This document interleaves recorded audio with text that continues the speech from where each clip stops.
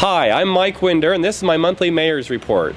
You know, I'm standing on the grounds of the Cultural Celebration Center, where we're opening a brand new Chinese gate this fall that's a wonderful gift from the local Chinese community in our sister city in Nantou, Taiwan. We have an Olmec head here, we have other artifacts here from different cultures that have come all around the world to visit or live in West Valley City.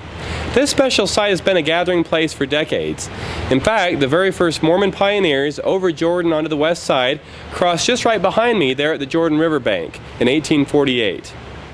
The Mormon pioneers named the river Jordan because, like its biblical namesake, it flows from a freshwater lake into the saltiest lake in the hemisphere. Bisecting the valley of the Great Salt Lake, the land west of the Jordan River was being eyed only a year after the Mormon pioneers first entered the valley in 1847.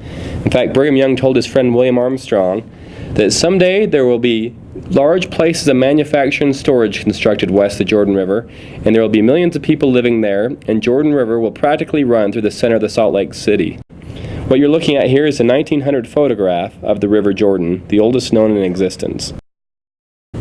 Joseph and Susanna Smith Harker were Mormon converts from England who crossed the plains to Utah, arriving in 1847. In the fall of 1848, they became the first pioneers over Jordan, as they called it then, crossing near today's 33rd South Street, where our Utah Cultural Celebration Center is today, to procure grass for their animals. Joseph sold the log cabin he had built in exchange for 2 oxen, and the Harkers moved south to Taylorsville the following year. On January 9, 1849, the families of Thomas Mackey and John Benyon, Samuel Benyon, Thomas Tarbett, William Farrar, William Blackhurst, and John Robinson crossed the Jordan River on ice and joined the Harkers on the west bank. That winter they lived in dugouts alongside the river. In the spring they moved a mile south to plant crops and enjoy a small harvest. More families came west and began settling beyond the riverbeds and onto the flats, where land was more fertile. Canals dug in the 1870s and 1880s brought water to the area, which Salt Lake County Judge Elias Smith named Granger because of its productive farmland. This photograph shows settlers haying in Granger around 1900. Among the early businesses was a blacksmith shop and small store built in 1883 at 3525 South, 3200 West by Joseph Watson Fairborn. Fairborn appears on the left of this photograph with neighbor Frederick Nielsen on the right. Here produce was weighed and church tithes levied before the farmers proceeded to Murray or Salt Lake City to sell their goods. The Fairborn Way Station was the focal point of the farming community and included the area's first post office. Years later, we would call the redevelopment in that very same area Fairborn Station.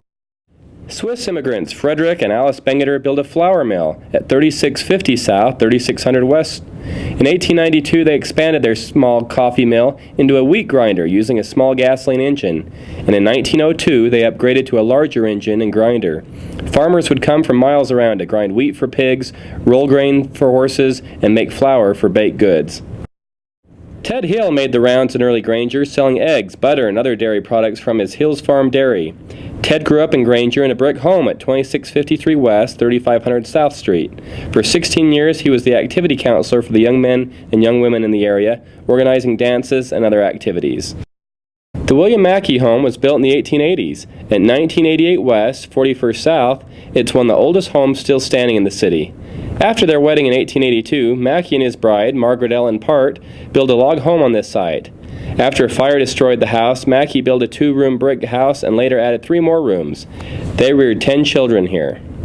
The William McLaughlin farmhouse was built in 1884 at 4499 South, 3200 West Street. It was added to the National Register of Historic Places in 1980. Other pioneer homes along 3200 West Street include the home of Josiah Davis Wallace, William Henry Durr, Marcus Benyon, Archie Benyon, Laconius, Luther Hemingway, and Joseph Fairborn. As canals supplying reliable water were dug in the 1870s, farmers began settling west of Granger.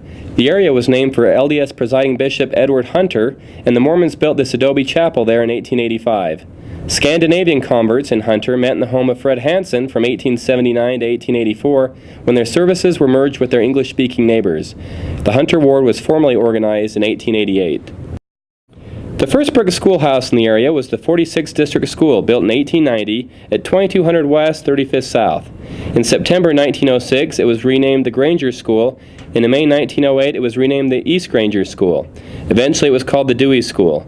Principals included C.W. Aldrich, Lorilla Horn, Ethlyn Benyon, and Alice Mackey. In 1883, a one-room meeting house was built on the northwest corner of 35th South and 40th West. The Granger Ward, a Mormon congregation, was organized here on February 24, 1884. It was the community gathering place where school was taught, dances were held. An extension of the building was added in 1885. The Granger Ward met here until its new chapel was completed in 1896. The first bishop of the Granger Ward, Daniel McRae, made it a priority to build a proper meeting house. The 145 members raised $50 to buy an acre from Isaac Hunter on the southeast corner of 3200 West and 3500 South. They spent the next 11 years building a brick adobe-lined chapel. Completed in 1896, it had a commodious basement recreation hall, which was the social center in Granger at the turn of the century.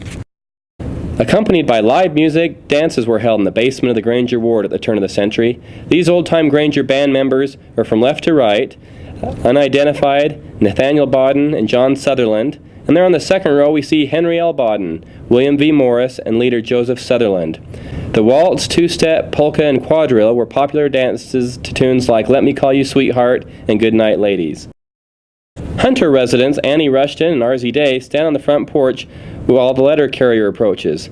This home is on 4100 South and 5400 West. By 1900, the U.S. Census counted 354 residents in Hunter and 617 residents in Granger. Together, these 971 souls represented just 1.3% of Salt Lake County's population, a meager 77,000. And so from those humble beginnings right here at the Utah Cultural Celebration Center, when the first pioneers came over Jordan, our West Valley community began to grow, and it's continued to prosper ever since. I'm Mayor Mike Winder, and this has been a special Mayor's Video Report.